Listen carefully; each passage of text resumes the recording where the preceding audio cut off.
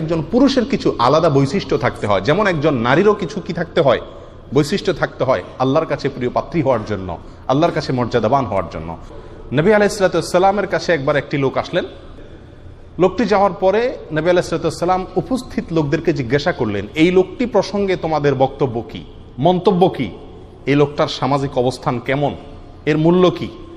তখন সবাই বলে উঠল, ইয়া রাসূলুল্লাহ, এই লোকটা তো খুব আমাদের সমাজে খুব হাতে গোনা মানুষ। এই লোকটা যদি কারোর মেয়ে বিয়ে করতে চায়, সঙ্গে সঙ্গে সবাই তার কাছে মেয়ে বিয়ে দেওয়ার জন্য প্রস্তুত থাকবে, পয়সা কড়ি আছে, হয়তো ভিআইপি যেটাকে আমরা বলি।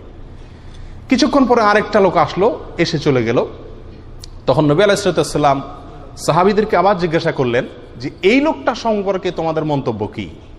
তখন সাহাবায়ে কেরাম মন্তব্য করলেন, ইয়া রাসূলুল্লাহ, এই লোকটা আমাদের সমাজের খুবই সাধারণ একজন মানুষ।